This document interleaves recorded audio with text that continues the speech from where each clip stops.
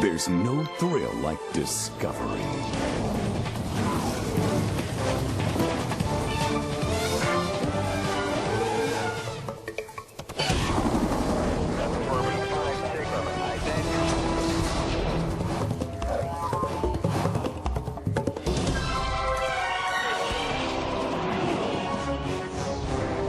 The Discovery Channel.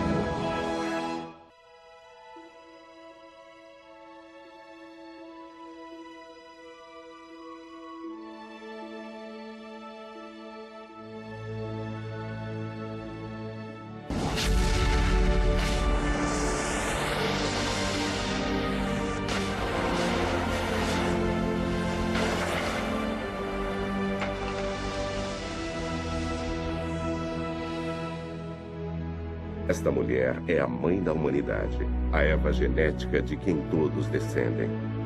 Ela viveu há 150 mil anos na África Oriental e todos na Terra são descendentes dela. Suas filhas e netas levariam os seres humanos modernos para fora da África para povoar o resto do mundo. A mais incrível e importante jornada que a humanidade realizaria. O rastreamento genético, pela primeira vez, nos dá um mapa da rota de nossa jornada. Com ele, podemos seguir nossas famílias a partir de Eva, enquanto elas viajam por um mundo vazio, superam dificuldades, se separam e vão por caminhos diferentes para descobrir novas terras. Conta pela primeira vez quem nós somos e de onde viemos. As questões mais profundas que atormentaram a humanidade desde que levantamos nossas cabeças e olhamos para as estrelas.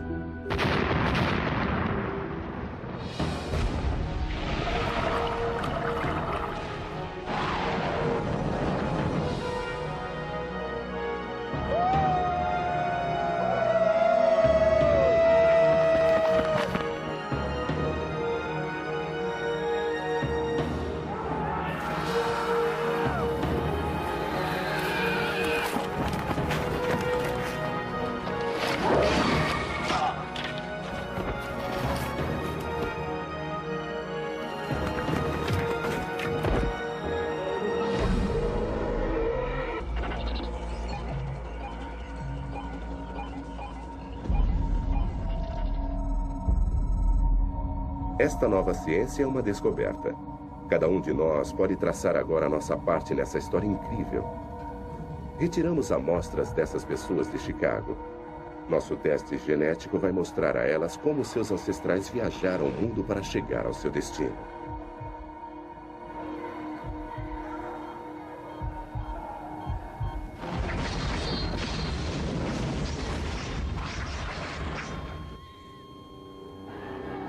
A origem do homem.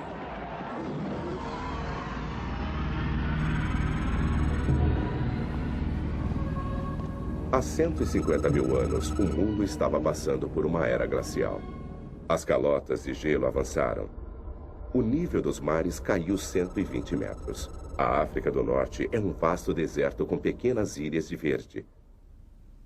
Nessas ilhas estavam pequenos grupos de pessoas.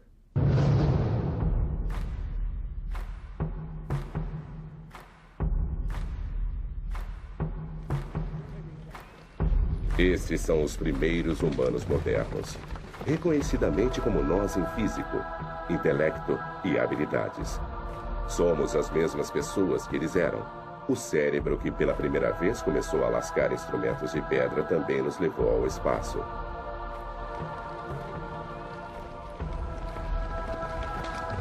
São caçadores-coletores vivendo em grupos muito espalhados, percorrendo grandes distâncias, abrigando-se onde podem, coletando sementes e frutas.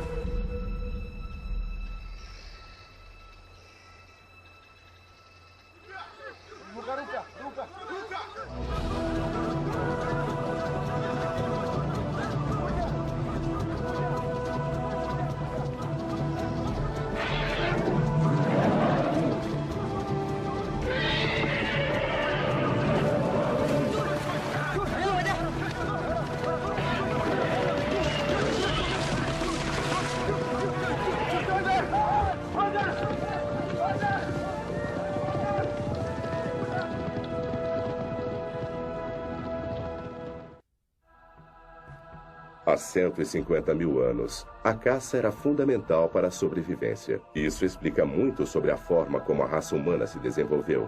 A caça necessita de pensamento cuidadoso e planejamento, de cooperação e requer uma inteligência elevada e habilidade de comunicação. A comida era dividida no acampamento, aproximando ainda mais o grupo. Nossos ancestrais viviam uma vida complexa e sofisticada, culturalmente diferente da nossa, mas com toda a capacidade de abstração de pensamento e necessidades familiares.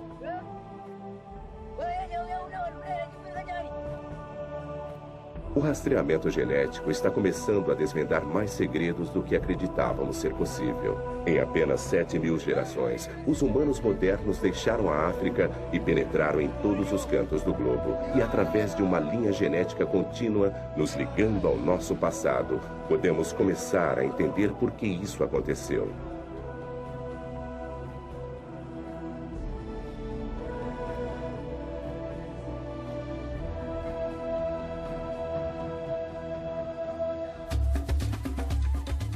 Os arqueólogos podem nos contar com detalhes surpreendentes como os humanos modernos viveram. Eles criavam ferramentas com cuidado, entendiam as estações e sabiam quando a caça retornaria. Eles estocavam matérias-primas que usavam depois e trocavam com outros grupos a centenas de quilômetros de distância. Eles entendiam claramente o conceito de passado e futuro. Eles enterravam seus mortos.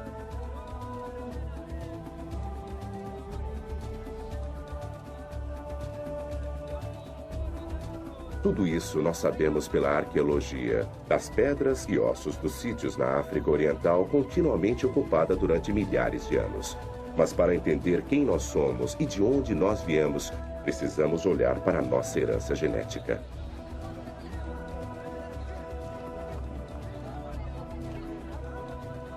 A Eva genética, a mulher da qual nós todos descendemos, não era a única mulher vivendo na época e nem a mais fértil. Mas seus genes foram os mais bem-sucedidos e os únicos que sobreviveram. Todos os que estão vivos hoje podem traçar uma linha ancestral comum até esta única mulher através de uma parte especial de nosso DNA, o DNA mitocondrial. O DNA, a planta da vida, é o nosso código molecular e nos identifica de forma única.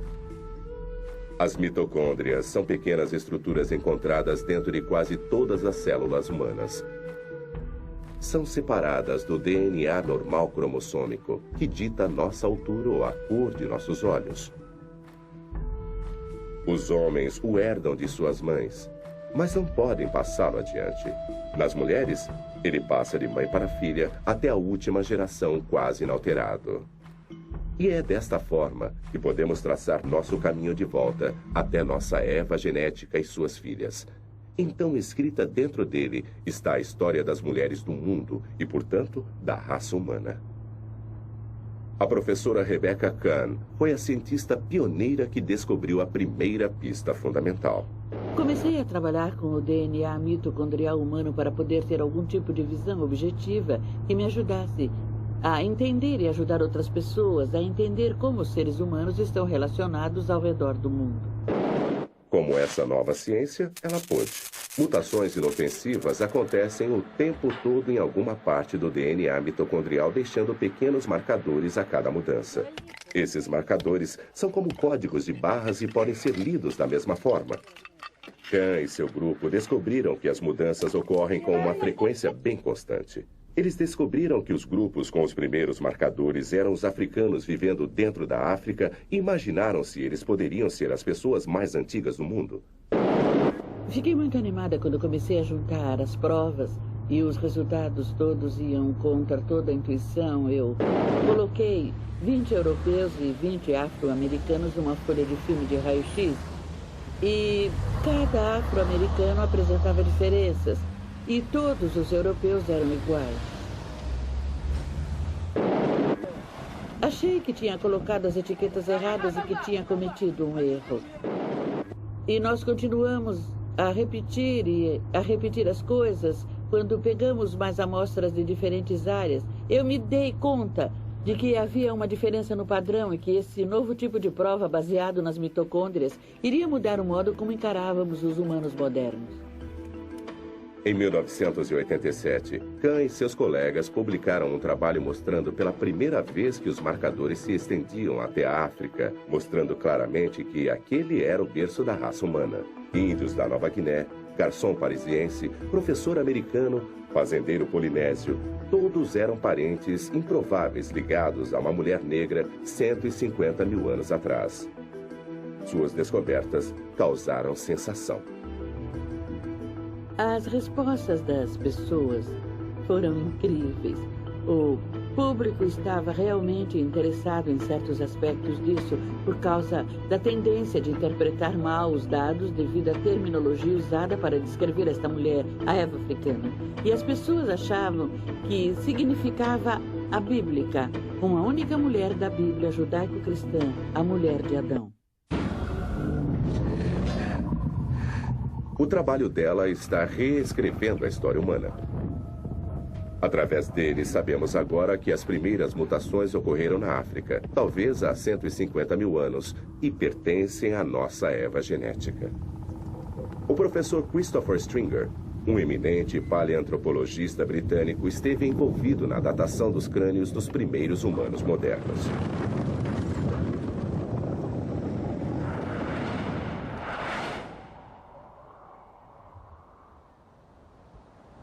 Este crânio é o mais próximo que podemos chegar da aparência do rosto da Eva mitocondrial.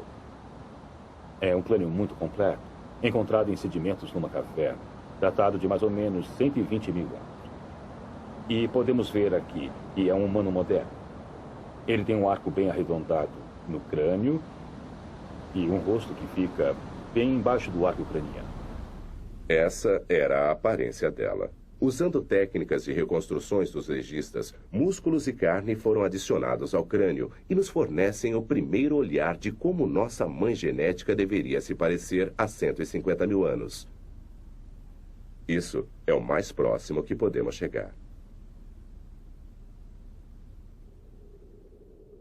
Mas se todos nós somos descendentes desta Eva mitocondrial, de onde ela veio? Quem eram seus ancestrais? Toda uma linhagem de seres humanos começou a emergir há 3,5 milhões de anos e lentamente evoluíram até nós, o homem moderno. Mas não conseguimos rastrear antes de Eva geneticamente. Todas as linhas genéticas ancestrais morreram. Nossa árvore genealógica moderna começa com ela.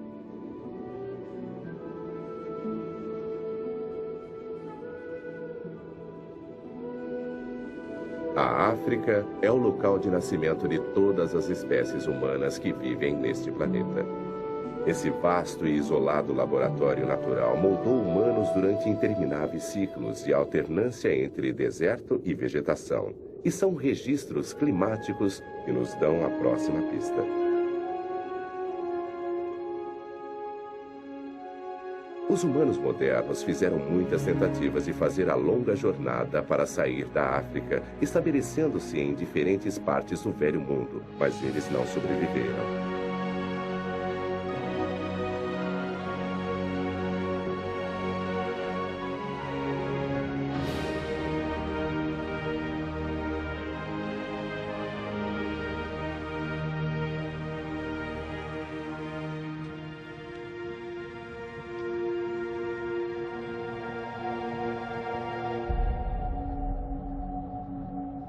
Acho que as pessoas saíram da África por razões bem naturais. Eles saíam para encontrar comida, encontrar recursos, encontrar terra.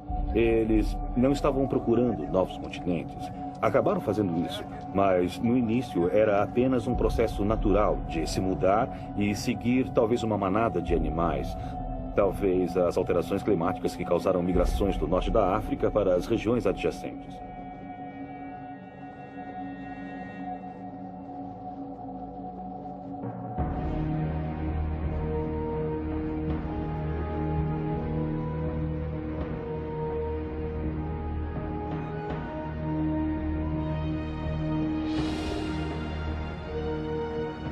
A luta contra o ciclo da seca e da cheia fez com que um grupo de caçadores-coletores se deslocasse milhares de quilômetros. Esse grupo, seguindo a caça do norte, chegou até o Egito e depois Israel. Mas não há traço de seus genes no mundo moderno.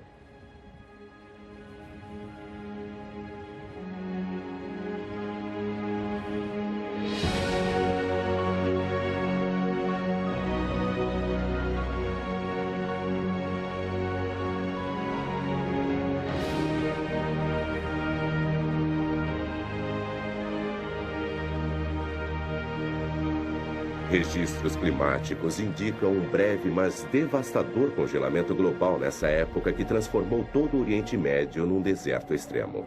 Presos no quadrante norte, perto do Saara, não havia retorno e poucos lugares para procurar refúgio.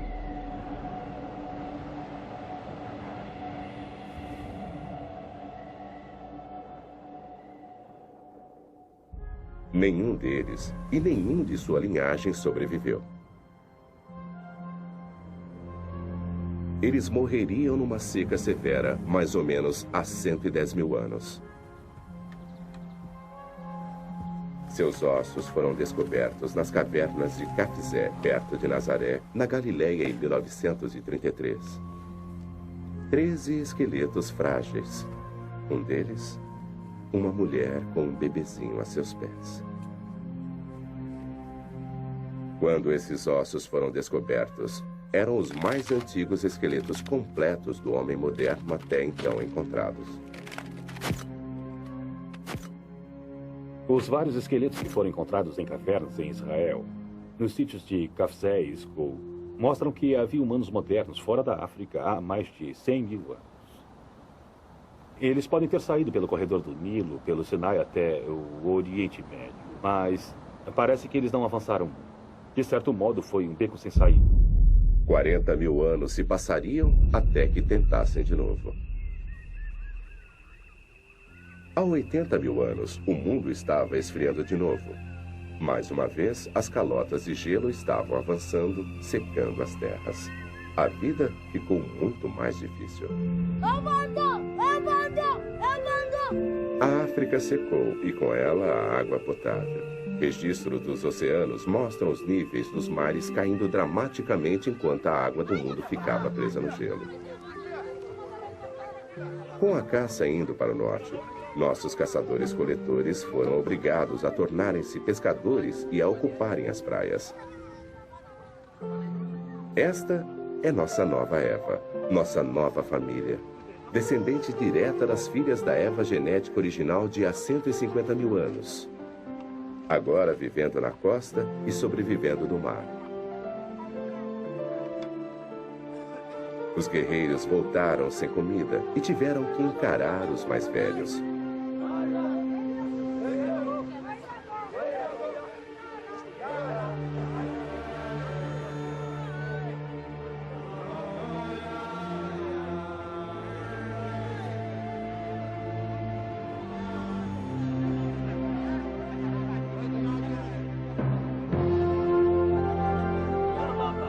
Toda a nossa sobrevivência sempre esteve à mercê do clima.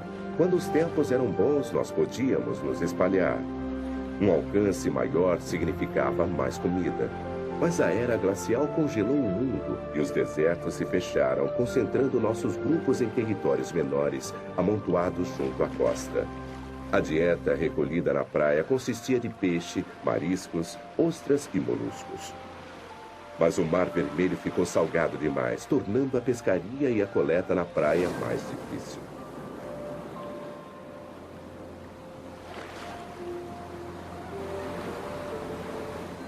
Até recentemente, havia pouca evidência de que nossos ancestrais haviam ocupado as áreas costeiras da África Oriental ou explorado os recursos marinhos próximos à costa.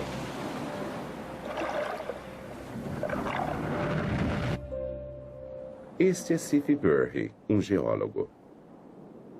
Em 1999, ele fez parte de uma expedição internacional procurando evidências de ocupação humana moderna na Eritreia. No Golfo de Zula, no Mar Vermelho, eles fizeram uma descoberta extraordinária de ferramentas e pedra incrustadas no antigo recife de coral fossilizado. O Recife foi datado de 125 mil anos. Este é o primeiro bar de ostras registrado no mundo. 6,5 km de comprimento e 15 metros acima dos níveis do mar atuais. É a mais antiga evidência de coleta na praia em qualquer lugar do mundo.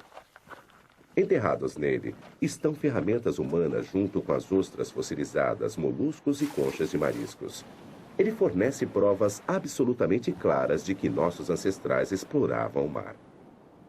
Esta é a unidade onde temos uma camada de ostras interestratificadas e conchas de moluscos na base. Elas são bem horizontais, e essa era uma plataforma onde o homem moderno costumava andar e jogar suas ferramentas de pedra e algumas das conchas que comia. Este é um machado de mão, com uma ponta afiada, e algumas conchas que foram tiradas dessa camada e eles usavam isso para quebrar as conchas e comê-las. E aí, quando terminavam de fazer isso, eles jogavam o machado e as conchas e iam para o outro lado. Mas a coisa mais importante não é isso, porque não podemos datá-la. É o que você encontra em loco que torna isso mais importante. Se você observar isso aqui, é uma ferramenta obsidiana. Elas eram usadas para quebrar algumas dessas ostras que vemos aqui. Você não vê as duas completamente fechadas porque foram quebradas e a carne foi comida. E essas foram algumas das ferramentas de pedra muito importantes que foram descobertas. Aqui é o primeiro lugar onde a coleta na praia de recursos marinhos foi documentada a nível mundial.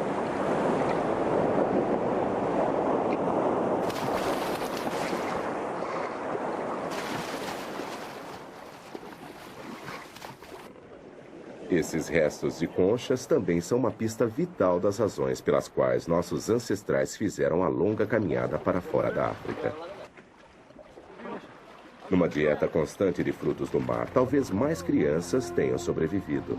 Mas os números crescentes tornaram a demanda de comida mais desesperada. Acampamentos como esses deveriam totalizar apenas algumas centenas.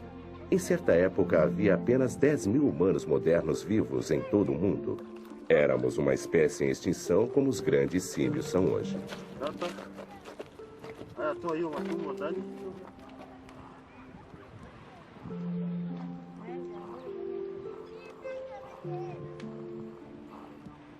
Quando o pescador com lança, coletor de praia, fracassou em sustentá-los, eles não tiveram mais escolha. Para poder sobreviver, tiveram que atravessar o Mar Vermelho. Condições de monções estavam molhando os convidativos montes verdejantes do Iêmen.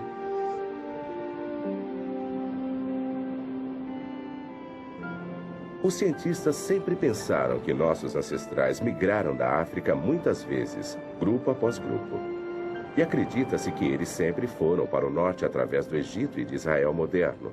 Mas o DNA conta uma história diferente.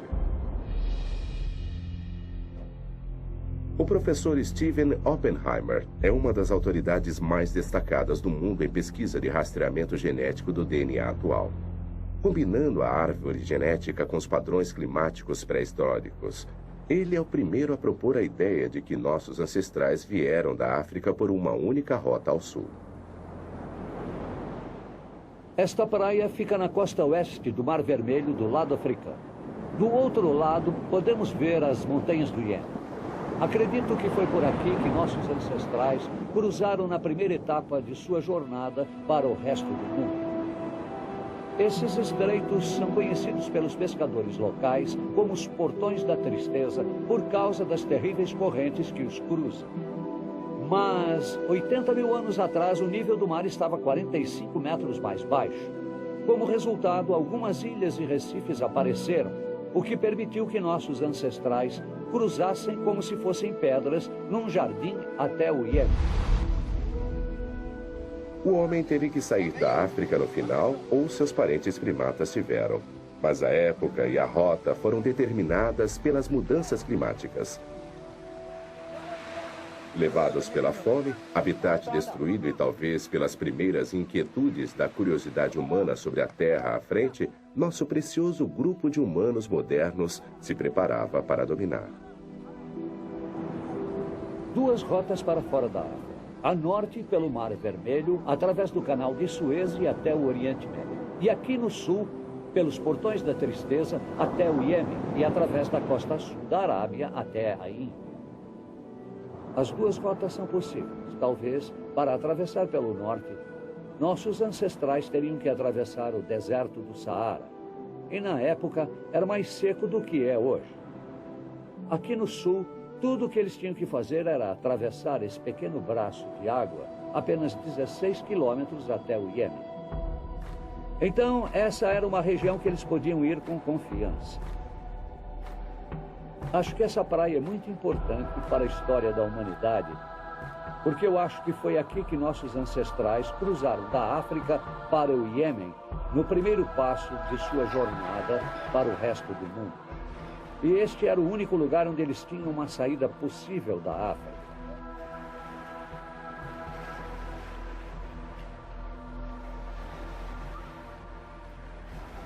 Eu acredito que a jornada mais importante da raça humana começou aqui nesta praia, 80 mil anos atrás.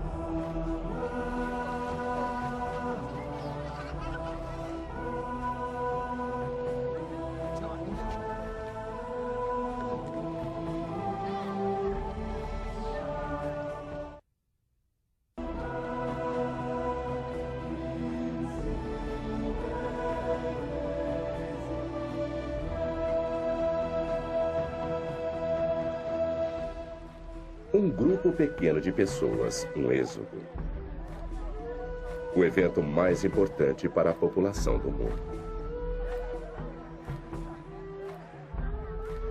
Isso não foi uma simples travessia dos bancos de areia.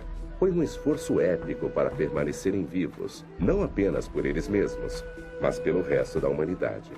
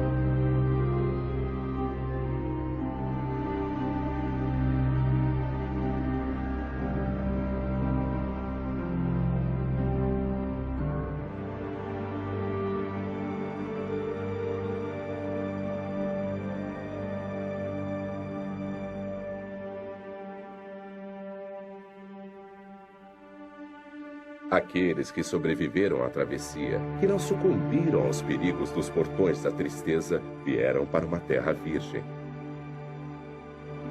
Esta é a nova fronteira no começo do resto do mundo.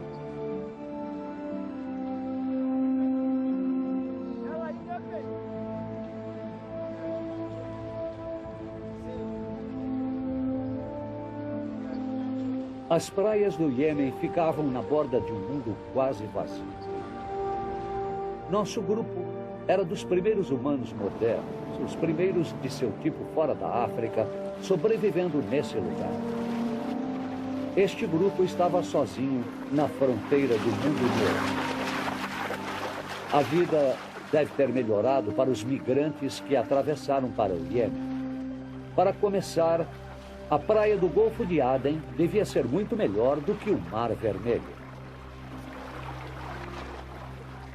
Diferente das praias áridas e salgadas que eles deixaram, o Iêmen era verde e fértil, cheio de água doce, caça e da sombra dos oásis. Um porto seguro para as famílias se fixarem. Era provavelmente um grupo pequeno, talvez no máximo 250 pessoas.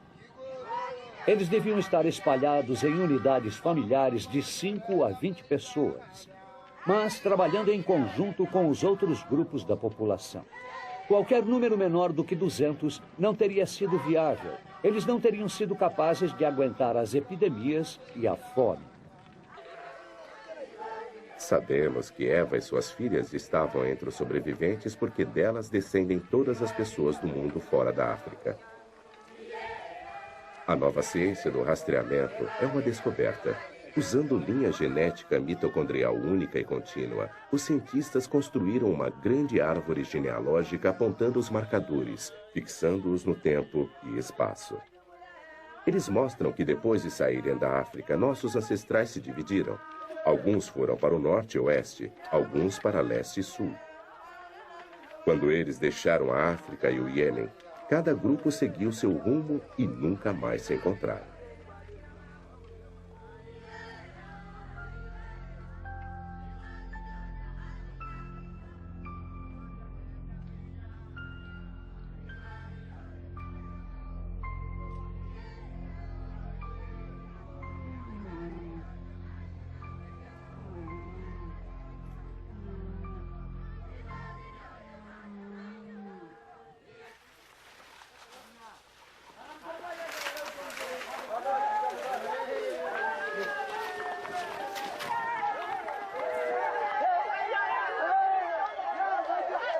Quando o grupo chegou aqui, eles deviam ter uma seleção de linhagens africanas. Um grupo de 250 pessoas com pelo menos 5 ou 6 linhagens. Mas depois de 1000 anos, se essa população permanecesse isolada, no final, essas linhas teriam sido cada vez mais reduzidas.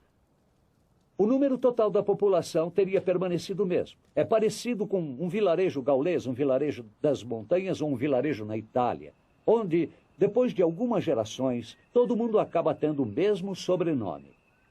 Esse processo de redução das linhagens acontece em todas as comunidades pequenas e isoladas. Quanto menor e mais isolado um grupo é, mais rápido a linhagem do DNA mitocondrial diminui para uma. Não para uma pessoa ou mesmo para um grupo, mas para uma linhagem do DNA mitocondrial. Algumas mulheres não têm filhas. Algumas filhas não sobrevivem. Então, no fim, sobra apenas uma linhagem. Totalmente isoladas, elas podem procriar apenas entre elas mesmas. O mapa genético mostra que levaria mais ou menos 1000 anos para que a linhagem mitocondrial fosse reduzida a uma. Uma linhagem genética compartilhada por todas as pessoas não africanas em todos os lugares através da história. É essa única linhagem que convence Stephen Oppenheimer de que ele tem razão sobre nossa origem africana.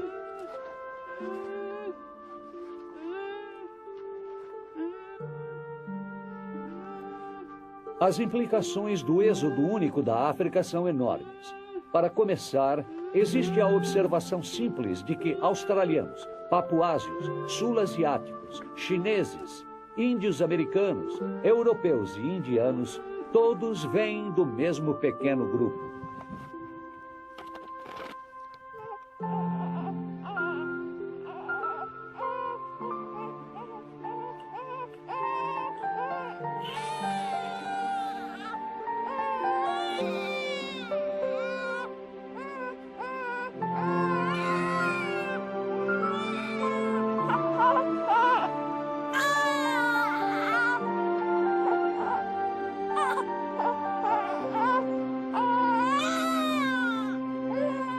Isso significa que esse pequeno grupo diversificou-se enormemente nos últimos 80 mil anos, em populações totalmente diferentes fisicamente, em diferentes partes do mundo, e que se adaptaram física e culturalmente aos novos ambientes que encontraram e exploraram.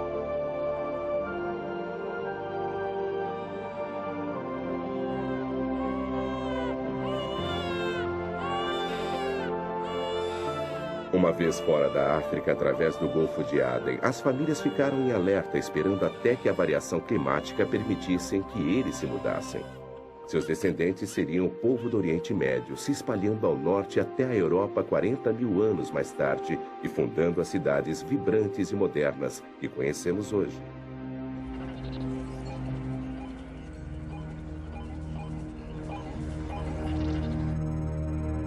Outros continuariam depois do Golfo, indo para o Oriente pelo caminho ao longo da costa do Oceano Índico, procurando por lugares quentes e agradáveis para parar. 6.000 anos depois de terem alcançado as praias do Iêmen, nossos ancestrais iriam para a Malásia.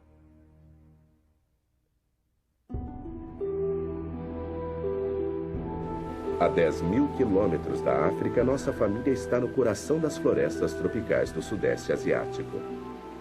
São os descendentes de Eva, caçando nas florestas da Malásia, perambulando em pequenos bandos, ficando no lugar tempo bastante para fazer a colheita da vida selvagem e depois continuando.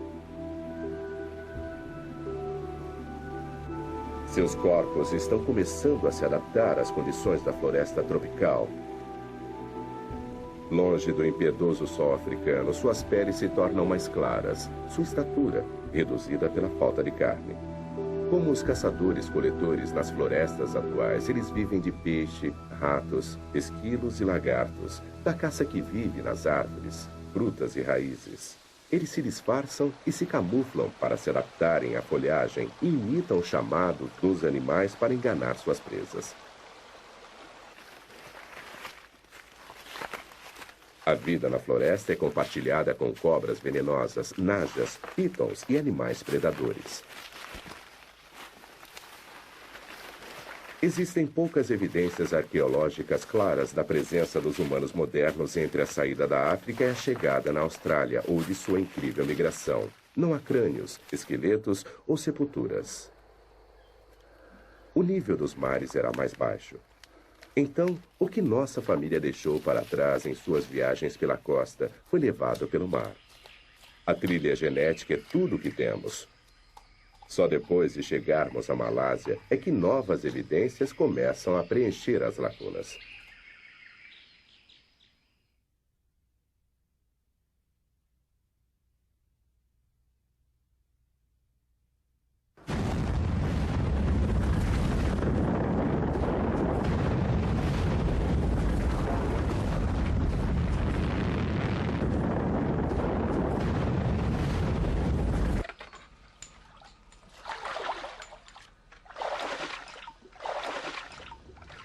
A erupção do Grande Toba, na Sumatra, há 74.000 anos, foi a maior explosão ocorrida nos últimos 2 milhões de anos. A coluna de fumaça tinha 40 quilômetros de altura e mergulhou a maior parte do mundo em 6 anos de inverno vulcânico.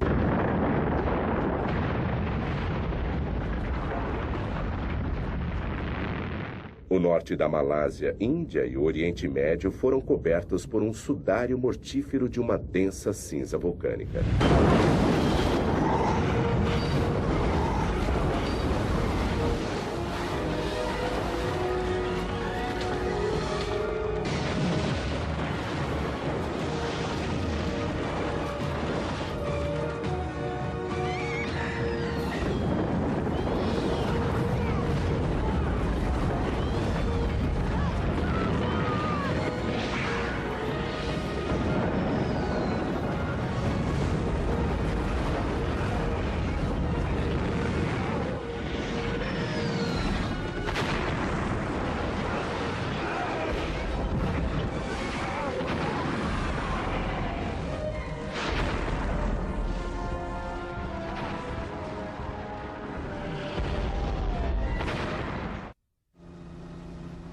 A explosão do Grande Toba, a mais destrutiva dos últimos 2 milhões de anos, fornece indícios positivos da jornada de nossa família.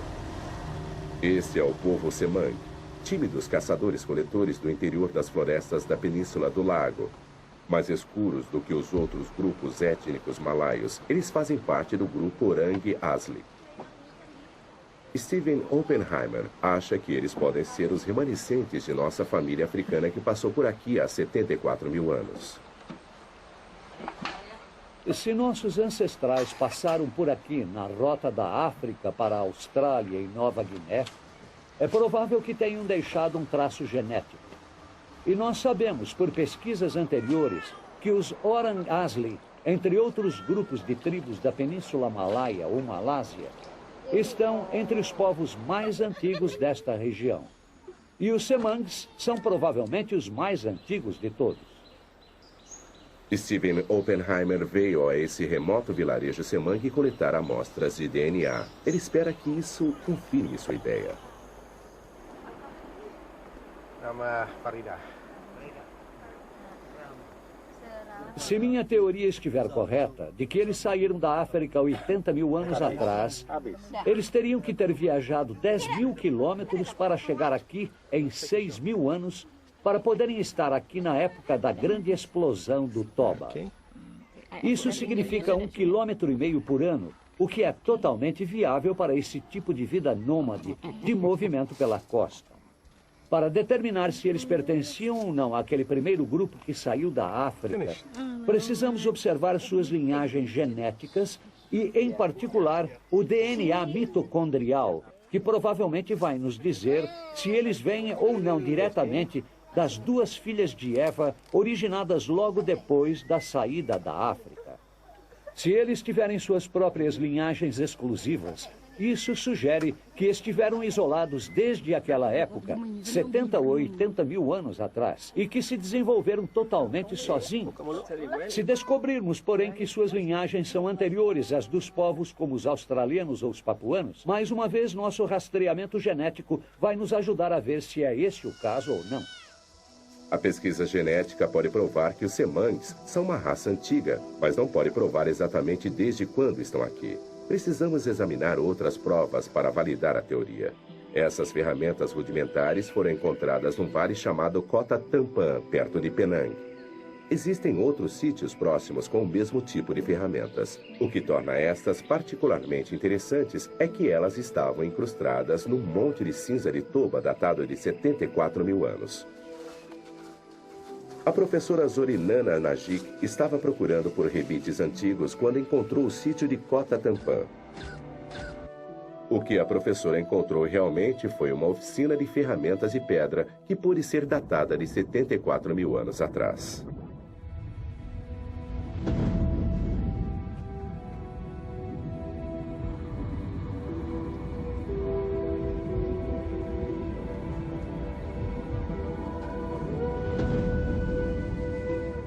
A cinza cobriu o chão de trabalho. Essa cinza foi datada de 74 mil anos.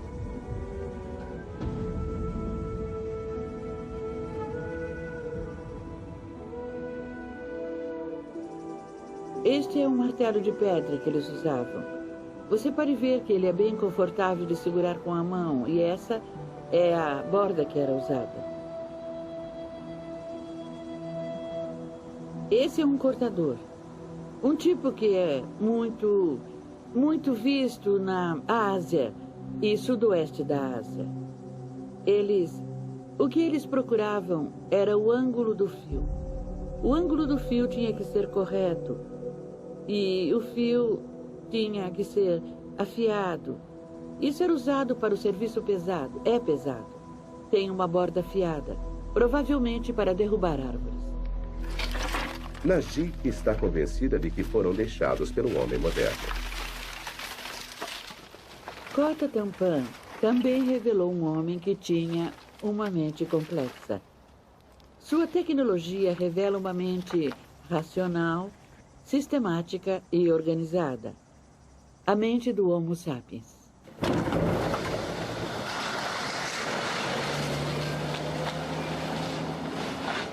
As ferramentas de Kota Tampan são fundamentais para a datação da presença do homem moderno no Sudeste Asiático. São as primeiras evidências tangíveis que temos de toda a jornada da África até a Austrália. Combinadas com os testes genéticos de Steven Oppenheimer, elas podem ser a prova real de nossa antiga migração. Ele terá encontrado a prova de que precisava.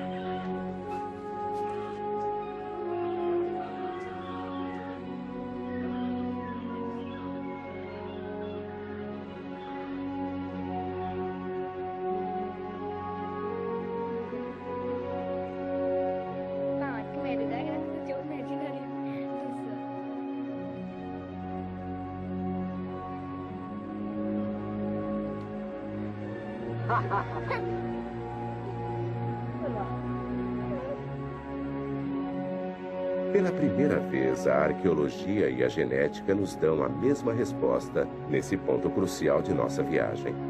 Agora podemos ter certeza de que nossos ancestrais vieram por aqui há 74 mil anos. Os resultados são muito animadores.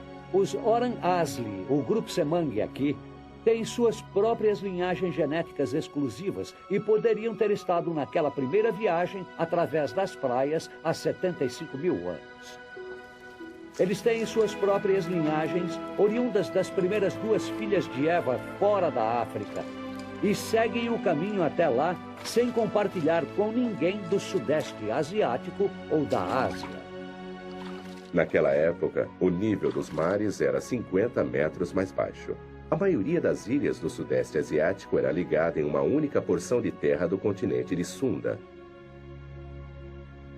Os sobreviventes do inverno vulcânico de Toba levam nossa viagem genética ao próximo grande passo, o continente desconhecido da Austrália. – 160 quilômetros de mar infestado de tubarões os separam da Terra Nova.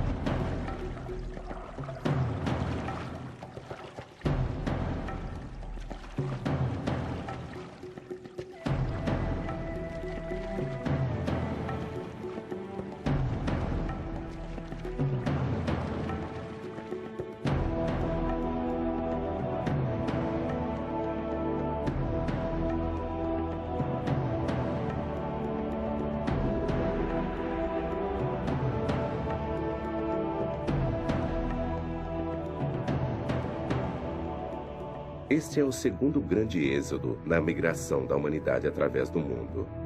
Mas desta vez, não havia os Montes Verdes do Iêmen para lhes dar o conforto de uma chegada segura.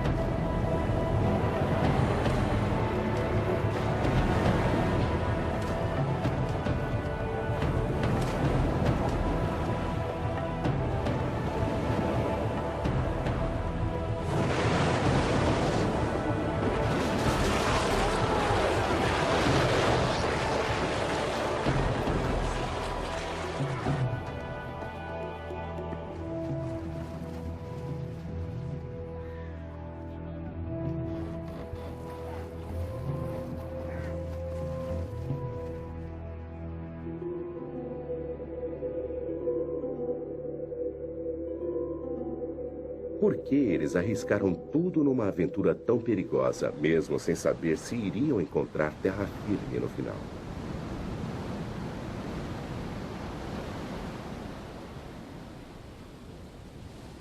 Alguns cientistas acreditam que eles saíram fora do curso e chegaram à costa desconhecida por acidente. Mas novas pistas das evidências genéticas dizem que não. Elas mostram que os aborígenes australianos têm diversas linhagens genéticas exclusivas a eles que levam diretamente às primeiras filhas de nossa Eva saída da África.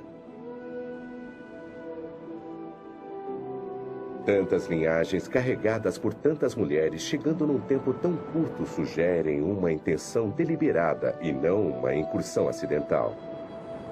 O primeiro grupo chegou 70 mil anos atrás. Outros se seguiram nos 5 mil anos seguintes, todos descendentes de nossa Eva saída da África. Estas foram as primeiras pessoas a andar neste continente vazio. Eles não teriam perturbações por milhares de anos.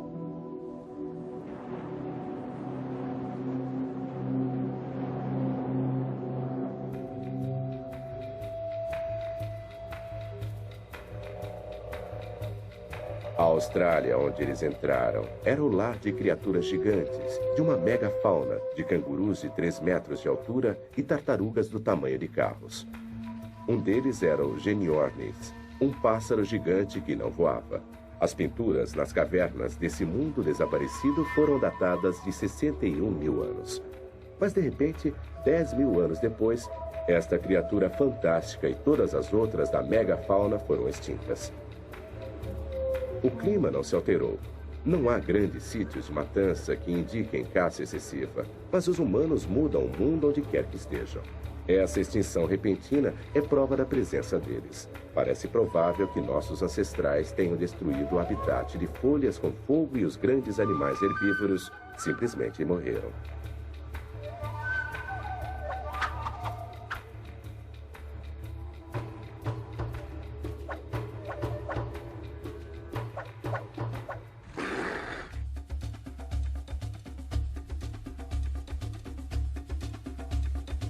Mas nem todos aceitam a teoria de uma única saída da África. Esse leito de lago seco é um dos lugares onde a teoria pode se desintegrar, apesar da combinação da arqueologia e genes na trilha da Malásia.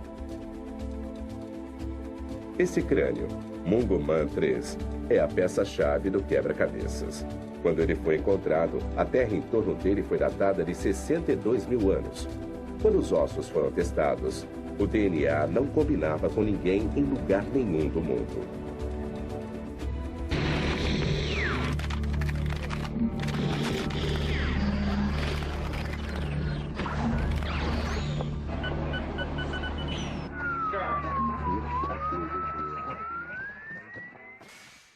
Para aqueles que não acreditam na teoria da saída da África, esta parece ser a prova de que os humanos modernos evoluíram em épocas diferentes e lugares diferentes do mundo até as pessoas que somos hoje. Mas outros cientistas, como o professor Chris Stringer, têm dúvidas. Existem muitos problemas em extrair o DNA de um esqueleto de 60 mil anos de idade. Então, primeiro, pode ser que o DNA que foi colhido esteja contaminado. Nós não temos certeza disso. Mas mesmo que seja DNA genuíno, outras análises mostram que, de fato, ele pode ser muito bem um derivado de um ancestral saído da África, assim como todos nós. Então, na minha opinião, a prova Mongo, tanto dos ossos quanto do DNA, se for verdadeira, ainda apoia a recente origem africana de nossas espécies. Os aborígenes da Austrália são um povo antigo, mas eles não se parecem mais com seus ancestrais que chegaram há tantos milhares de anos. Seus corpos se adaptaram, guardando todas aquelas características necessárias para sobreviver como caçadores-coletores no meio ambiente severo do deserto. Por baixo da pele, todos nós somos muito parecidos. Nosso DNA mostra que nós viemos de uma variedade de genes muito pequena.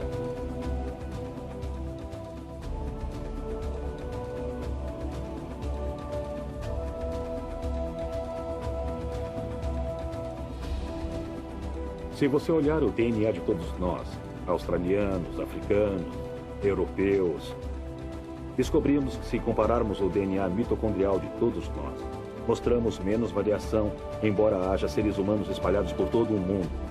Mostramos menos variação no DNA mitocondrial do que encontramos dentro de um pequeno grupo de chimpanzés, orangotangos ou gorilas. Esses macacos mostram mais variação mesmo em seus pequenos grupos do que toda a raça humana.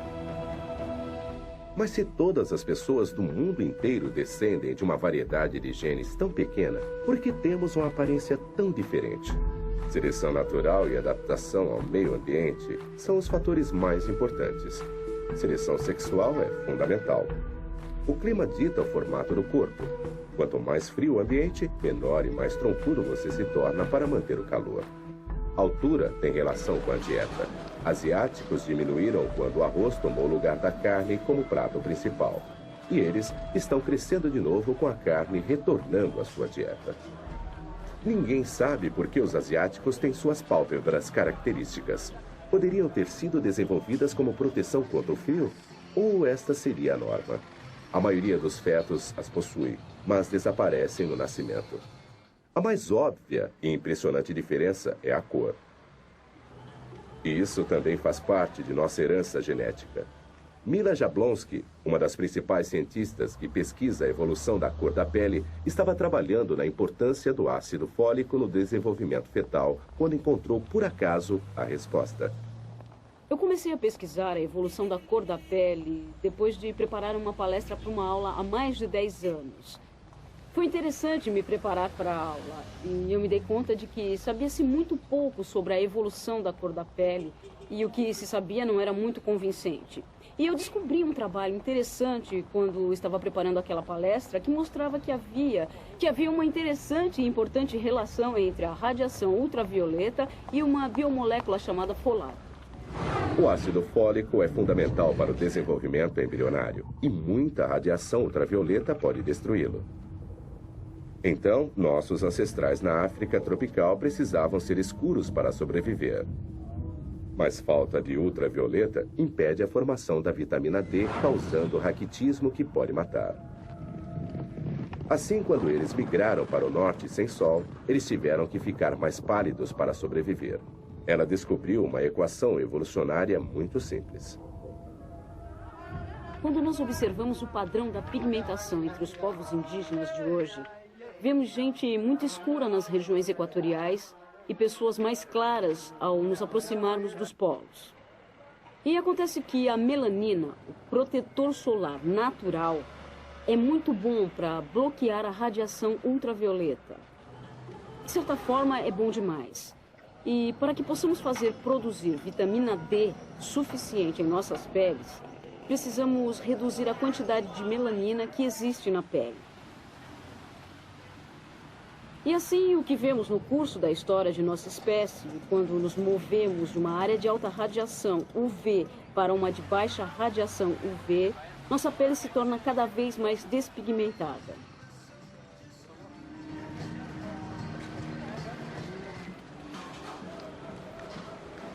Ela calcula que leva mais ou menos 20 mil anos para transformar o preto em branco. Tudo o que distingue a cor das pessoas são pequenas diferenças genéticas acontecidas há muito tempo. Em 50 mil anos, a raça humana se espalhou pela maior parte do mundo oriental, da África até a Índia, descendo para a Ásia e através do mar para a Austrália. Na maior parte desse tempo, o mundo esteve preso numa era glacial feroz. Lençóis de gelo cobriam a maior parte do mundo do norte, secando os mares e aumentando os desertos. Mas o clima estava começando a mudar e novas jornadas podiam começar.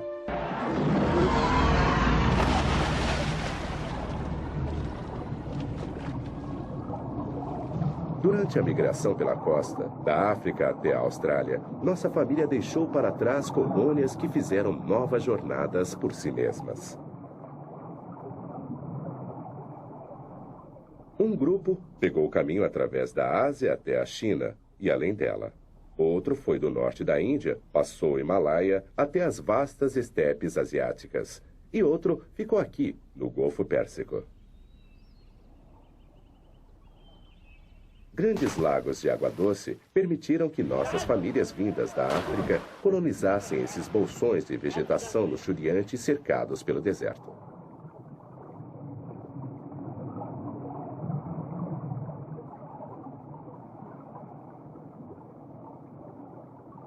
Uma ocupação contínua ocorreu aqui durante mais de 30 mil anos. Seus ossos e artefatos submergiram com a alta do nível dos mares.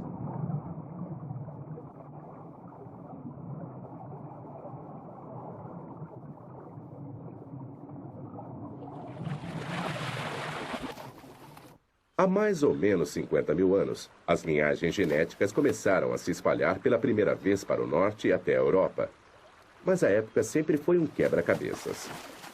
Se os humanos modernos foram capazes de alcançar a Austrália há 70 mil anos, por que só foram chegar à Europa há 50 mil anos?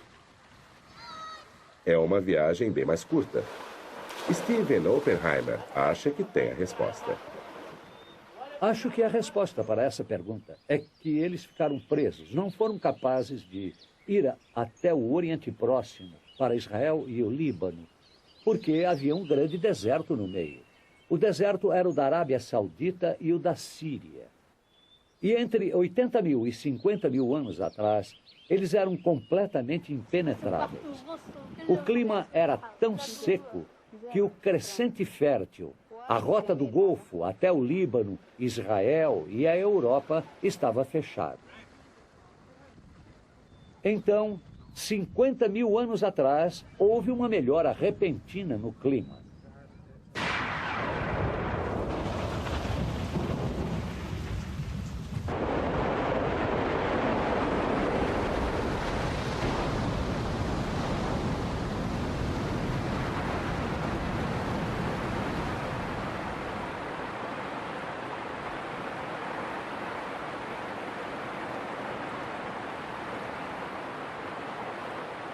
Depois de séculos de dominação pelo deserto, as chuvas vieram.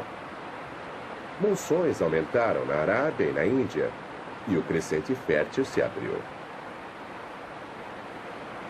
Os rios e a caça serpenteavam para o norte. Nossas famílias e linhagens genéticas o seguiram.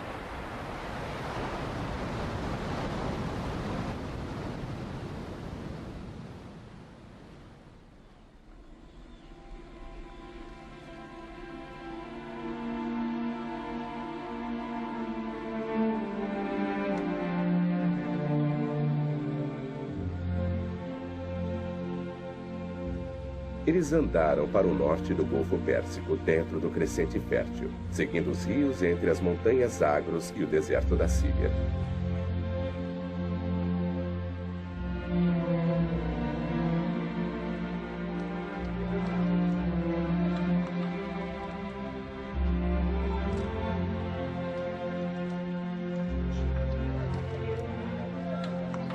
A ideia de que os europeus vieram do norte da África é muito aceita. Mas as provas de Stephen Oppenheimer não apoiam isso. Evidências genéticas não apoiam isso de jeito nenhum. Não há evidências de ramificações anteriores. Na verdade, apenas uma das ramificações principais das pessoas que existem no mundo é encontrada na região europeia. É claro que isso frustra muitas opiniões sobre as origens dos europeus e nos obriga a considerar o fato de que os europeus eram parte de uma única família que saiu da África através da Rota do Sul.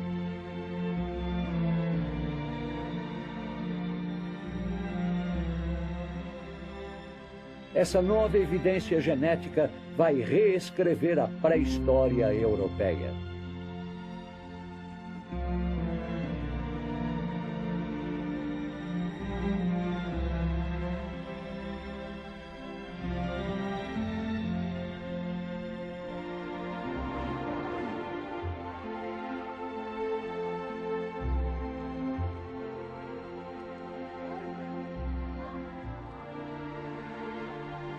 Essas famílias fundaram as primeiras colônias de humanos modernos no Oriente Médio, a Síria e Elã.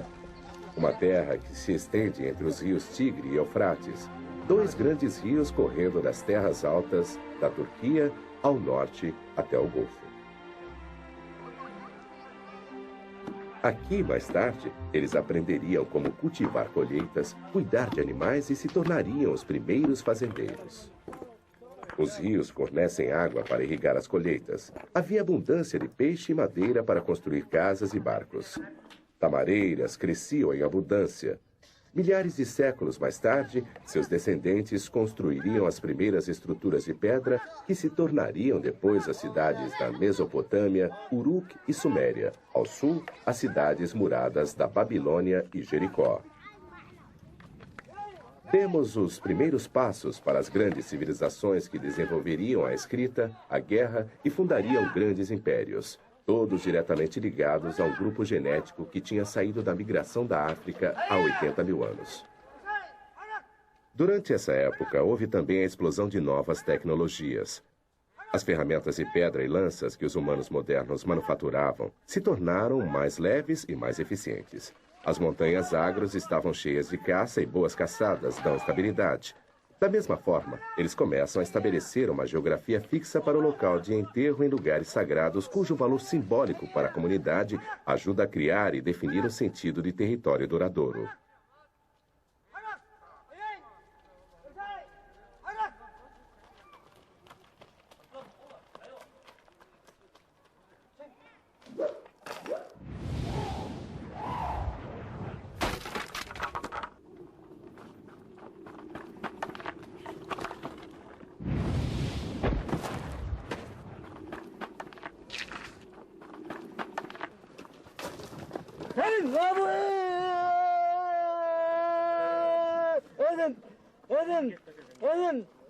اذن يا ابويا لا تضحكوا ما حد يضحك انا ولي اذن ابويا ابويا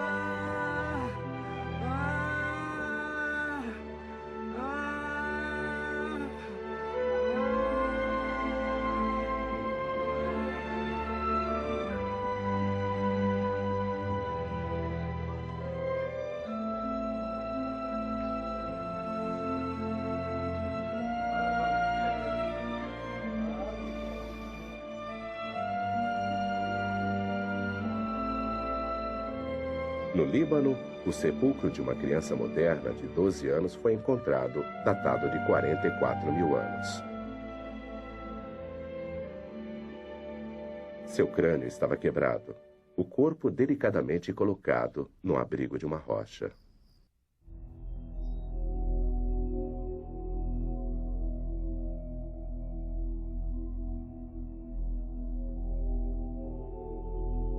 Desses pontos, as famílias se espalharam rapidamente para o Mediterrâneo, para o sul, pela costa da Síria, até o norte da África, para cima, até a Turquia, atravessando os Balcãs e para a Europa.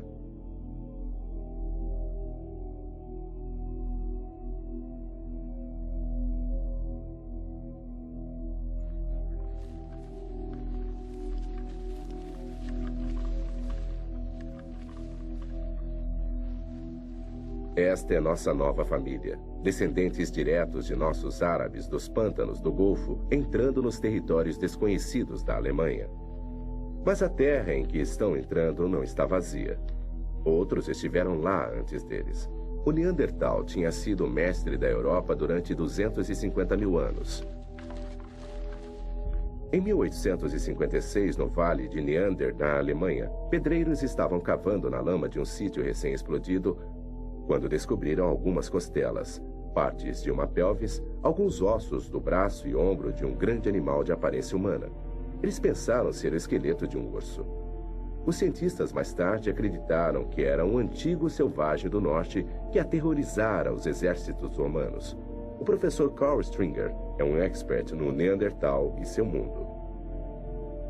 Esse povo ficou conhecido como Neandertal. Eles se tornaram o centro do debate sobre a evolução humana, sobre a possibilidade desse povo ter sido nosso ancestral ou deles terem representado uma estranha vinheta da evolução humana.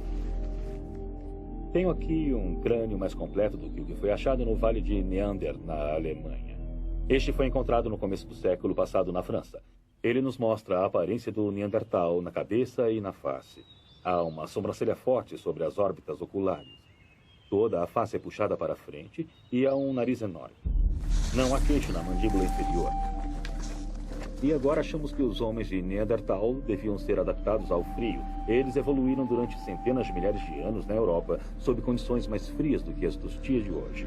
E a forma de seu físico eram pequenos e troncudos, e tinham muita força física. Esse nariz pode até fazer parte do mecanismo de respirar ar frio e seco.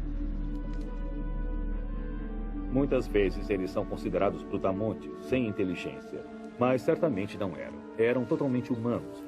Seus cérebros eram tão grandes quanto os nossos. Acho que eram uma espécie diferente da nossa, que era uma espécie muito parecida. Uma espécie irmã que tinha ancestrais comuns a nós, talvez há 500 mil de anos. Então, nessa base, o Neandertal era meio humano. Eles estão 10 vezes mais próximos de nós do que os chimpanzés.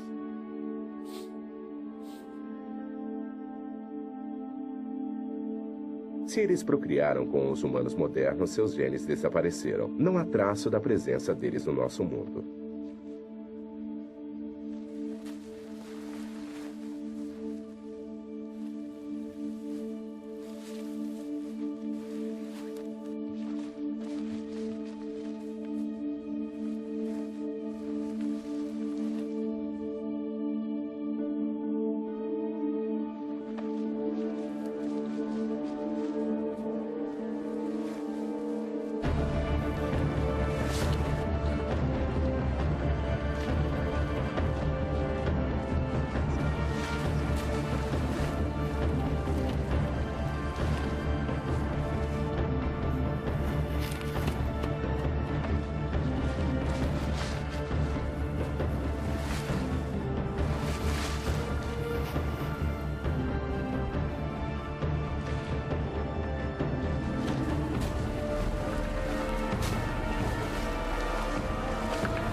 Vergis!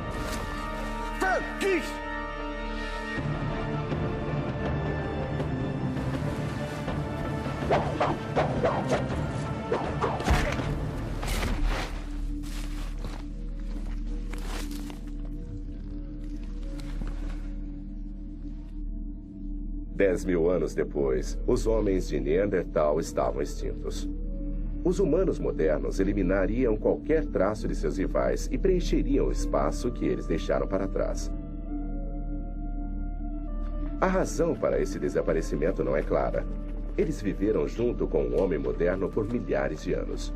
Mas no final não devem ter se adaptado com rapidez ao mundo novo e seus novos rivais cheios de recursos. Eles usavam seus corpos para se relacionarem com a natureza. Os humanos modernos usavam o cérebro.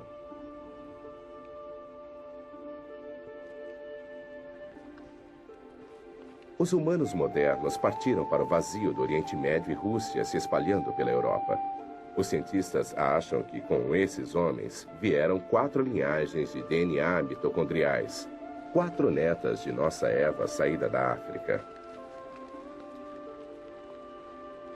Eles chegaram entre 45 e 10 mil anos atrás. Os europeus mais modernos podem traçar sua linhagem até eles.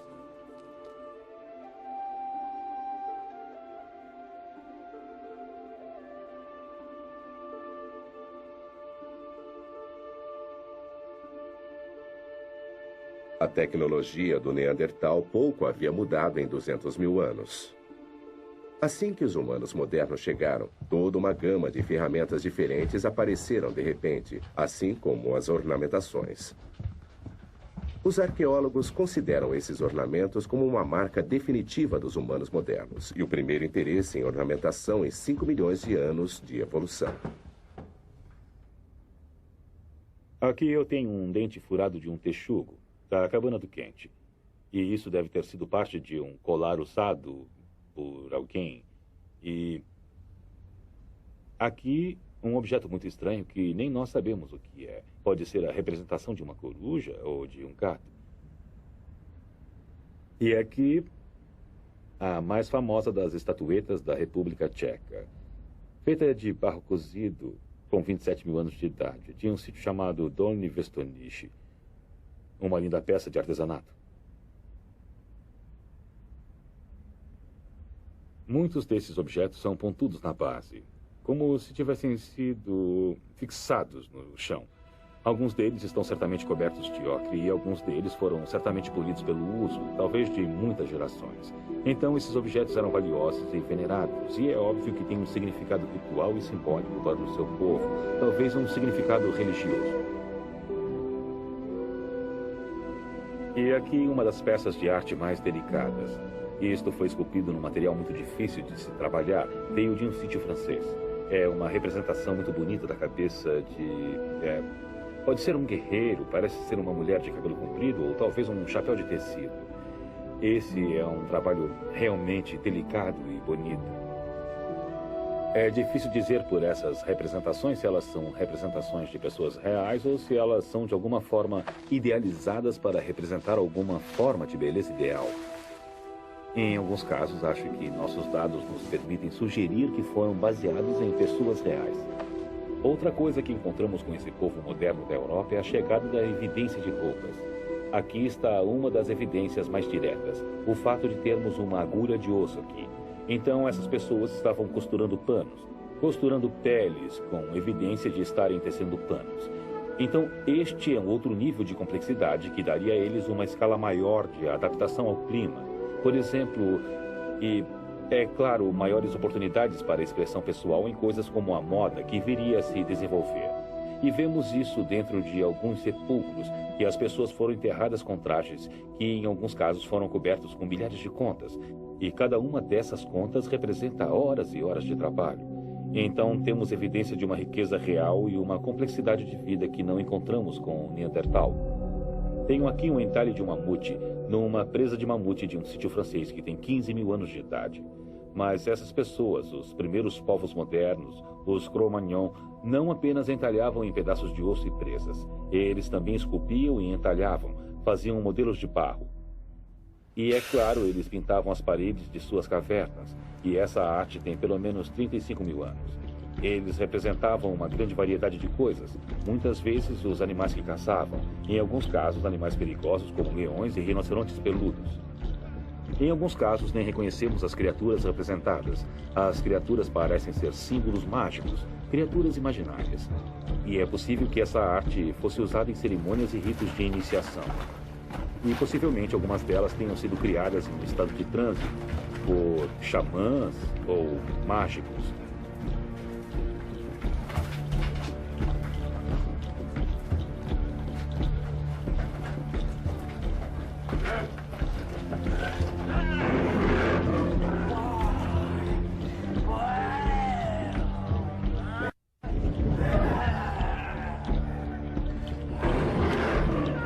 Humanos modernos foram o mais longe possível através dos anos.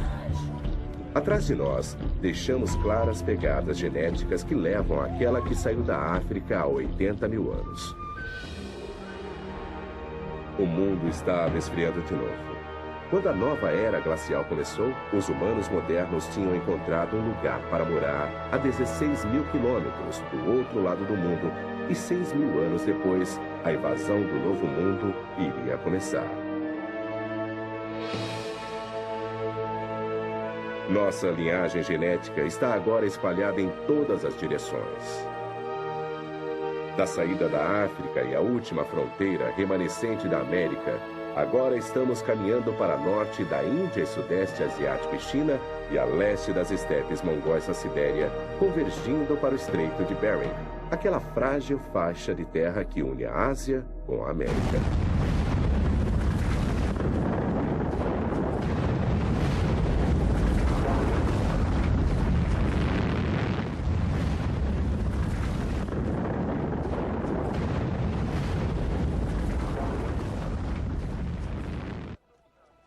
A América é um quebra-cabeças pré-histórico. Por muito tempo, os arqueólogos insistiam que ninguém tinha chegado na América até 15 mil anos. Mas novas informações da trilha genética do DNA mostram nossos ancestrais americanos cruzando as terras de Bering, a ponte da Ásia, de 25 a 20 mil anos atrás. Esta é a última grande viagem para povoar o mundo e todas as linhagens genéticas levam a um objetivo. Estes são os primeiros americanos.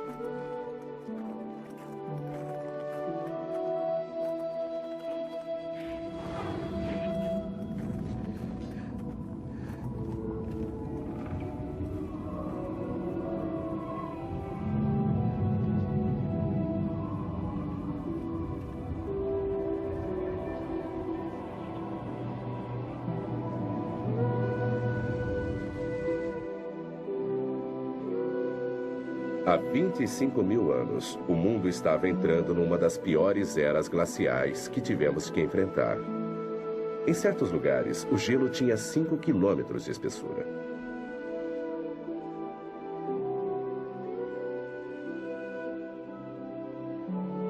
Mas com o gelo que se fechava, surgia a última possibilidade de movimento antes que ele bloqueasse a terra do Estreito de Bering até o Alasca e o resto da América do Norte. Levaria mais 8 mil anos antes que se abrisse de novo. A razão pela qual sabemos que esses primeiros americanos chegaram há 20 mil anos é o fato de sabermos que tipo de fundadores mitocondriais eles trouxeram com eles da Ásia. Temos tipos na Ásia que são similares aos tipos americanos e, portanto, sabemos que tipos vieram para a América em oposição àqueles que deveriam ter chegado à América. Então, na média, os fundadores da América acumularam uma mutação. E já que conhecemos o índice de mutação de nosso sistema genético, a mitocôndria, é de uma mutação para cada 20 mil anos. Nós sabemos que esses sistemas fundadores têm evoluído na América há 20 mil anos, que é quando eles devem ter chegado. Na América do Norte, o grande lençol de gelo Laurentian encobria as planícies centrais.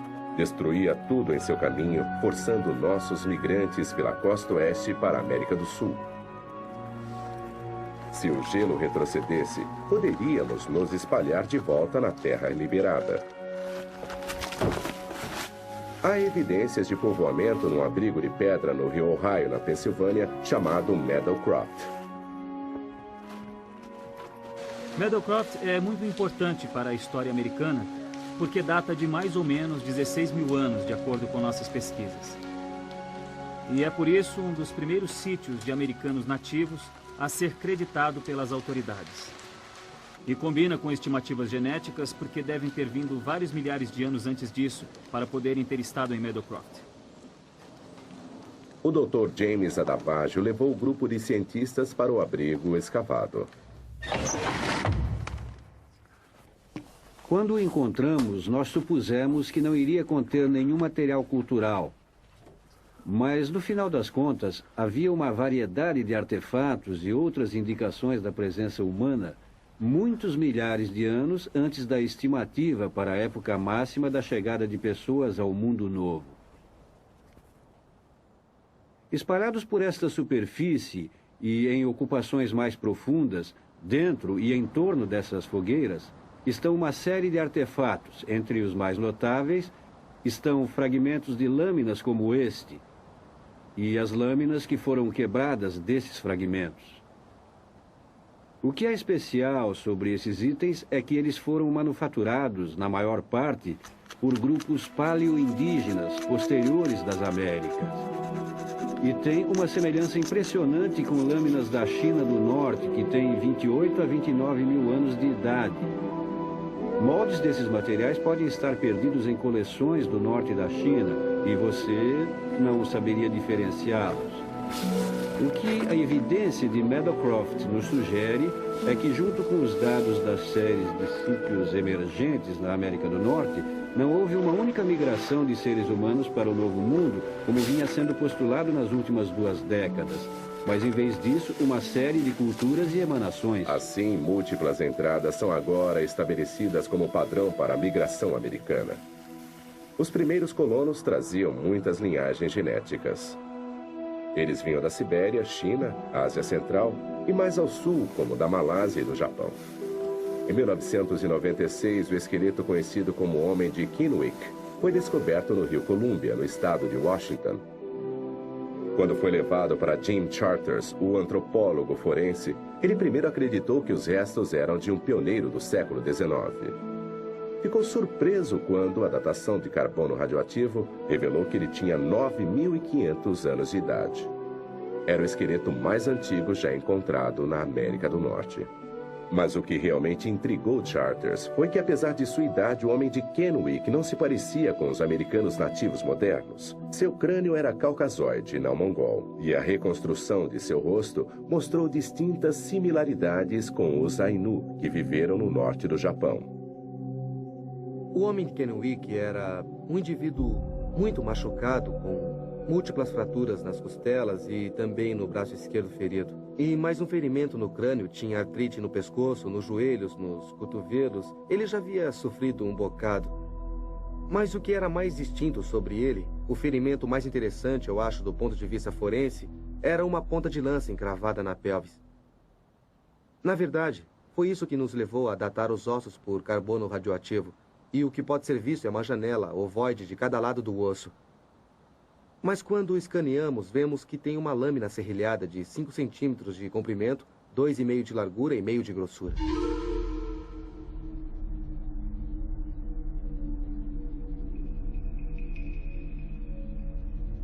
O que é interessante sobre essa ponta de lança é que tem um estilo que só vemos depois da morte desse homem, no estado de Washington.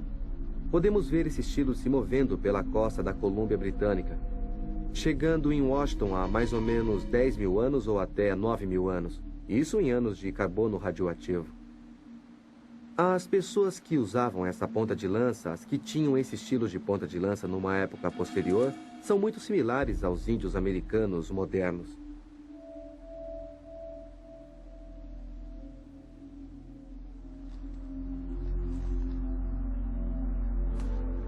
Você pode confundir um crânio de índio americano facilmente no meio da multidão.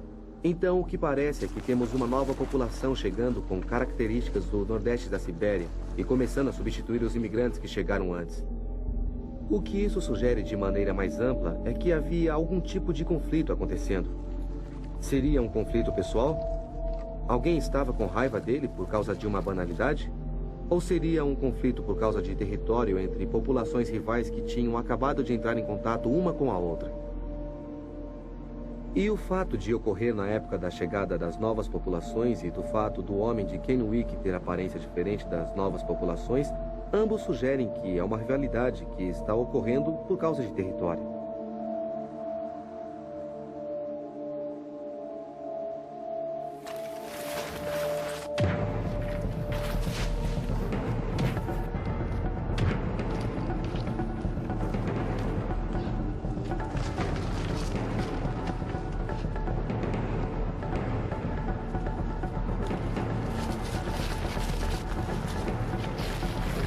Então, pelo ângulo de entrada da ponta de lança, fica bem claro que ela estava indo direto para ele e que ele podia vê-la chegando.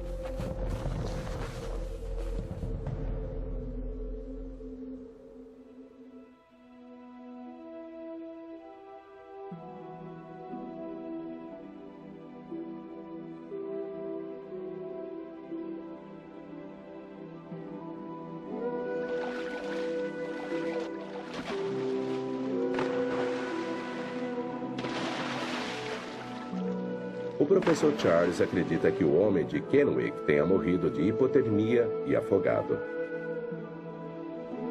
Desde a morte do homem de Kennewick, a população do humano moderno cresceu de milhares para milhões. Nós avançamos de caçadores-coletores primitivos para fazendeiros e comerciantes, povo do vilarejo e gente da cidade, e de domínios tribais para impérios. Em 5.000 gerações, nós chegamos ao mundo que conhecemos hoje.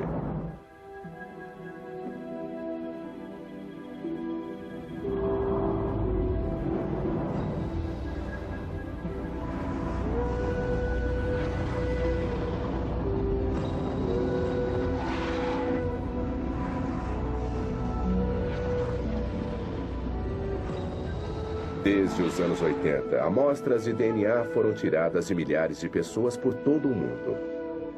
Do Alasca à Nova Zelândia, dos Inuit até os islandeses. Analisando-as, os cientistas podem traçar as similaridades entre os códigos pessoais e ver que povos são os parentes mais próximos. Todos os indivíduos podem checar seu DNA mitocondrial e traçar as rotas que seus ancestrais tomaram em sua jornada pelo mundo, da África até cada canto do globo. Em Chicago, tomamos 5 pessoas que estão rastreando sua árvore mitocondrial.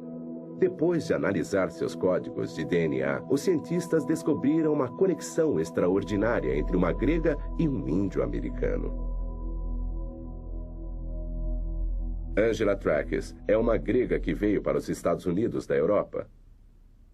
Leonard Maliteri é um índio americano, um Creek de sangue puro. São ambos do mesmo pequeno e raro ramo de nossa árvore genealógica e compartilham um ancestral comum 30.000 anos atrás, talvez da Sibéria do Sul. Ao povoarem o mundo vazio depois de deixarem a África, alguns humanos modernos foram para norte, para a Rússia Central. Lá, uma filha nasceu carregando um novo marcador X. Seus filhos se separaram. Alguns foram para o Ocidente, para a Europa, e outros foram para o Oriente, da Sibéria para a América. Trackes e Maliteri chegaram na América de lados opostos da Terra e agora se encontram pela primeira vez em Chicago. Sua primeira reunião familiar em 30.000 anos de história evolutiva. Isso me deixa muito impressionado. Bem, eu acho muito interessante termos vindo da mesma linhagem, porque talvez assim as pessoas parem de dar tanta importância às diferenças e comecem a falar da pessoa comum. E talvez isso possa ajudar as pessoas a serem mais tolerantes e amáveis. E talvez isso progrida e seja mais relevante não apenas para a ciência, mas para a humanidade em geral. E é disso que precisamos hoje.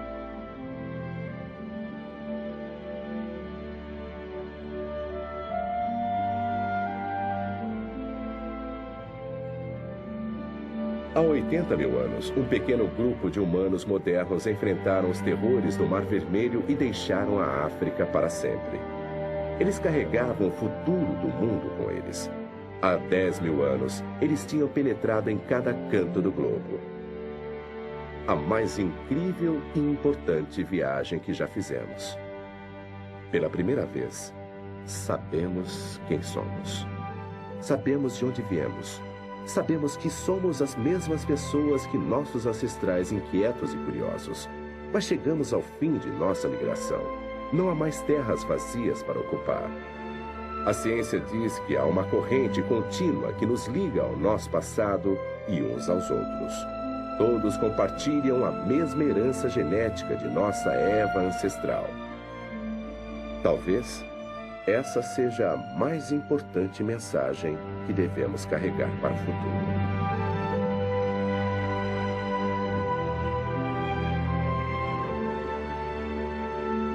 Versão brasileira. Clone.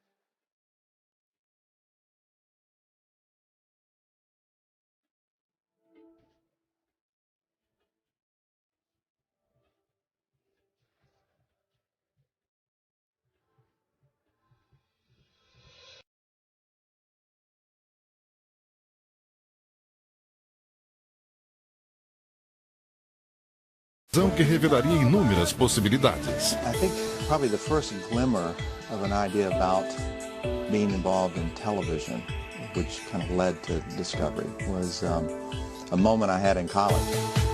And I really felt like television had so much to offer, programming that can enlighten people and inspire people. And that's what I saw was the kind of a huge promise that cable television offered. E foi o destino que levou John Hendricks a cumprir essa promessa.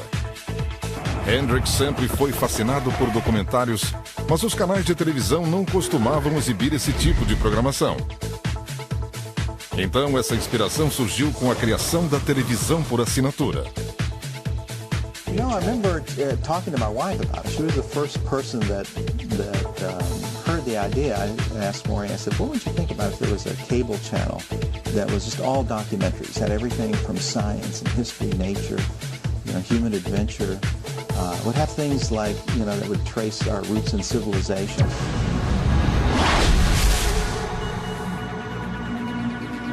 Assim surgiu uma ideia e a essência de uma grande conquista. O empresário John Hendricks se propôs a mostrar que sua ideia poderia se tornar realidade. Quase 3 anos depois foi lançado o Discovery Channel.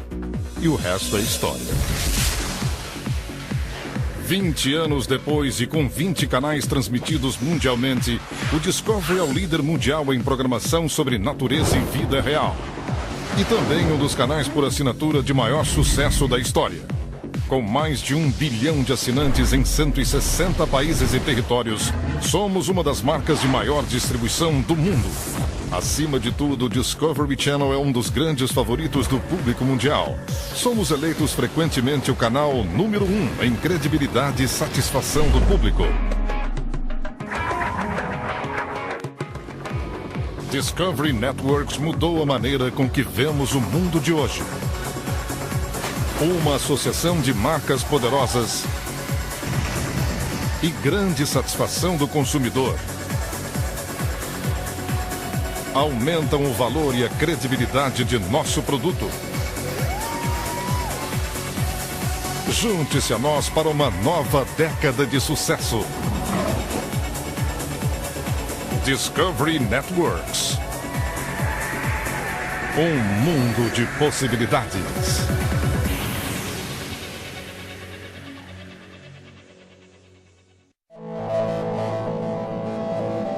Trilhões de cometas poderosos varrem nosso sistema solar.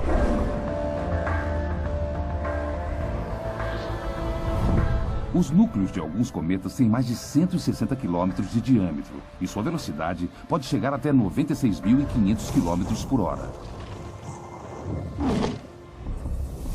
Cedo ou tarde, um desses monstros vai atingir a Terra, a não ser que os cientistas descubram como desviá-los ou destruí-los. Mas nós sequer sabemos do que os cometas são compostos. Pode nos matar.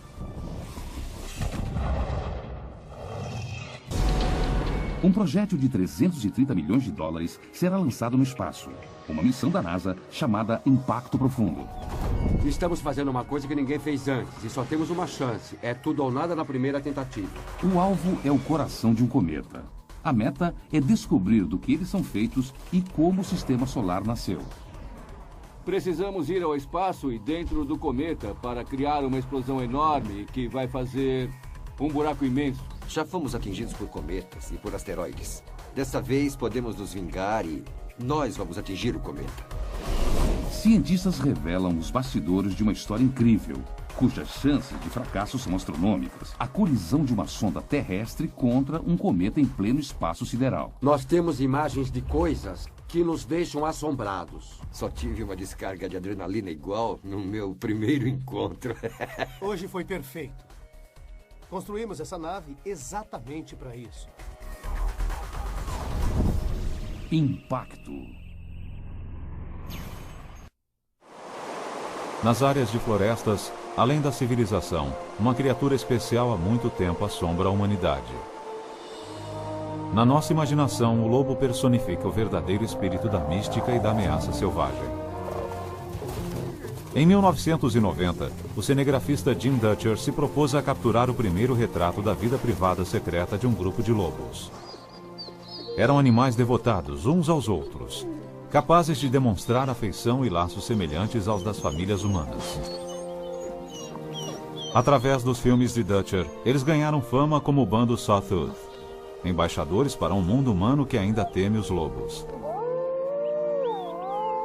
Sua história provoca esperança, assim como tristeza. Alguns lobos sobreviveriam, outros não. Mas o bando Sawtooth nos deu uma nova compreensão sobre os lobos.